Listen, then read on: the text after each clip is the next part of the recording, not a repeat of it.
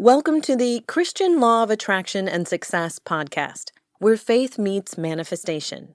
Join Ryan Hicks as he explores how biblical principles align with the law of attraction, empowering you to achieve God-given success. He will delve into scripture, discuss practical strategies, and share inspiring stories of transformation. Discover how to cultivate a positive mindset, attract blessings, and live a prosperous life through a Christ-centered lens. Get ready to unlock your potential and experience the abundant life Jesus came to give you. Hello, friend. This is Ryan Hicks of TalkToProfit.com, and I want to thank you for tuning in to the Christian Law of Attraction and Success podcast. Today I want to talk to you about the life of decrees. If you're not familiar, a decree is like what we'd call an affirmation or a confession. It is something where you are decreeing something, but this is very important. It's not just mindlessly saying affirmations like people will do sometimes, because that can be very fruitless. That can have some benefit because it can help to reprogram your subconscious mind, but the reality is there's not a lot of power behind mindless affirmations. This is something a little different where I'm talking about decreeing a thing boldly by faith. In Job chapter 22 verse 28 says, "Thou shalt also decree a thing, and it shall be established unto thee, and the light shall shine upon thy ways." You see, you have power. Even in the Old Testament, the book of Job, they understood the power of a decree. They understood you can decree a thing and it be established unto you. They understood that power. And yet professing Christians today don't understand this power. How often are they walking around talking the world's negativity, talking what the news told them, not recognizing the power in their decree? The things they speak have power behind them. The power of God that He's granted you to be able to speak and have whatsoever you say.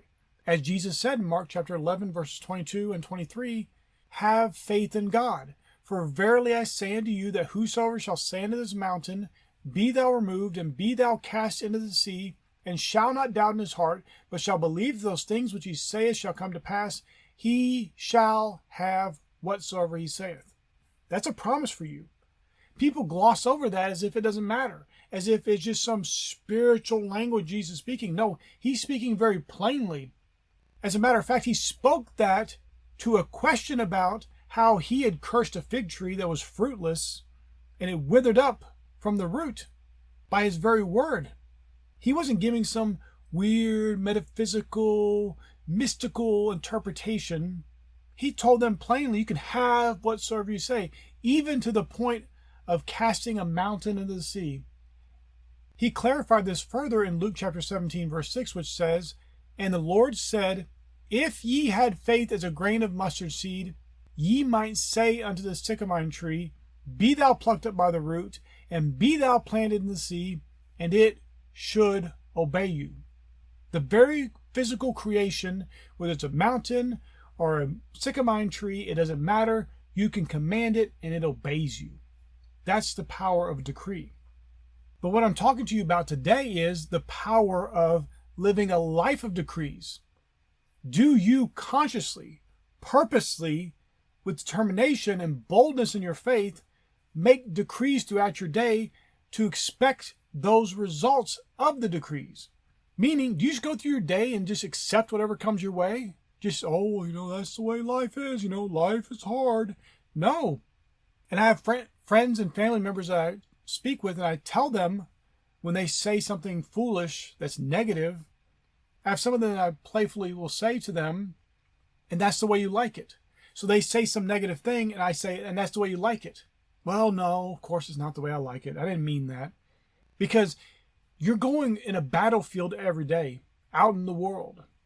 Unless you're hiding in your house, looking out the window, make sure nobody's coming in, and just not interacting with the world, you're going to experience a lot of negativity out in the world. Not talking about bad things to you, but just you'll hear stuff. You overhear a conversation. You overhear some negativity about this.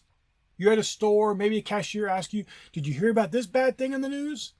It just comes your way inevitably, but it doesn't matter because you're walking by faith. That stuff you just shrug it off. It's no big deal. It doesn't affect you in the least. Because you have decreed throughout your day the things you want to be experiencing. And I mean this very literally. I don't mean just, think in your mind a good, happy thought. Of course, do that as well. Follow Philippians 4:8. But I mean literally decreeing the things you want. Each and every day, I start my day by decreeing those things I want. After gratitude and prayer before the Lord, I literally decree the things I want throughout the day. I decree how my day is going to go. And you know what happens? That's the way my day goes. And listen, I get it. Sometimes you can wake up and you got a bunch of stuff to do, and you might think I'll just do the decrees later. And of course, you should be doing them throughout the day, but I want you to start your day decreeing the day you want, decreeing what you want and seeing it be established, speaking to the mountain and casting it into the sea, telling the sycamine tree to be plucked up by the root and be cast in the sea.